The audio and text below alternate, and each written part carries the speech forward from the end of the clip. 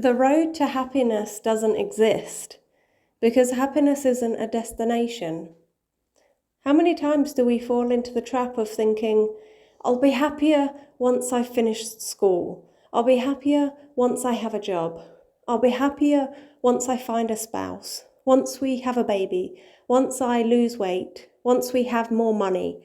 Once we have a house. And so on. Our current situation might be stressful, lonely, overwhelming at times. But if you fall victim to thinking that you will only find happiness once you've reached specific goals or obtained certain blessings in your life, then you will never truly be happy, even when those things come. You see, the person waiting for happiness once school finishes, graduates and then realizes the pressures of finding a job are just as tough. The one waiting for happiness to come after marriage realizes that after marriage, you have a shared load of two people's life stresses. The one yearning for a job gets hired and then finds working with certain people is very challenging. The childless become parents only to find parenthood is full of additional stress. My point is not to deter you from reaching those milestones, but to highlight that happiness does not come from merely reaching that point. It comes from the journey it took to get there.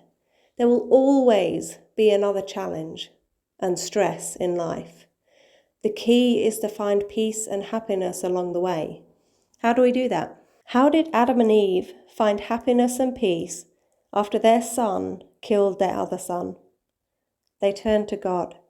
They fell into the arms of their temple covenants. They obeyed God, had faith in the resurrection and the plan of salvation. Jesus was their answer. How did Job find peace and happiness amongst heart-wrenching trials? He trusted in God. He submitted his will to the will of God. He obeyed and honored his covenants with God. Faith in Jesus was his answer. How did Esther find peace, knowing she could face the death penalty with the actions she needed to take? She trusted in God.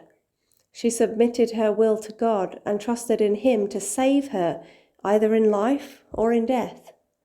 How did Mary and Joseph find peace and happiness, knowing they would raise a baby that wasn't Joseph's, knowing there is a pregnancy prior to their marriage, knowing they would be raising the Son of God, knowing they would be taking care of the one who has come to save them and who would also judge them? The pressure must have been immense, but they trusted in God. They fell into the safety net that their faith provided. They submitted their will to God. They sacrificed. They worked hard. The answer was the very child they carried. Can you see a theme?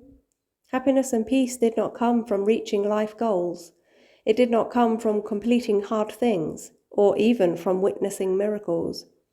Their peace and happiness came as they trusted in God, as they obeyed Him, as they honored their covenants with Him, as they sacrificed and worked hard, and as they built their faith in Jesus Christ, in His atonement and resurrection, as they feasted upon His word and became His sheep, whom the Good Shepherd nurtures and protects and makes an eternal home for. Jesus is your answer, and He has said, "These things I have spoken unto you, that in me you might have peace.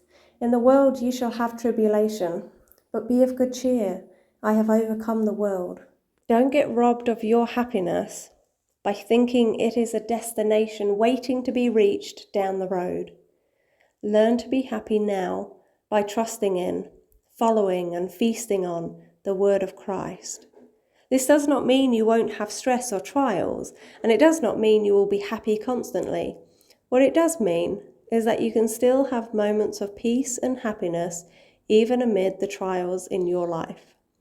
Those moments will provide the spiritual and emotional vacations to help you repair, re-energize, and refocus on staying true and staying strong. Then, at the end of it, you really will feel happiness for eternity, not because you've reached that place, but simply because you've learned how to be happy, independent of what you have. And then cometh the judgment of the Holy One upon them, and then cometh the time, he that is happy shall be happy still, and he that is unhappy shall be unhappy still.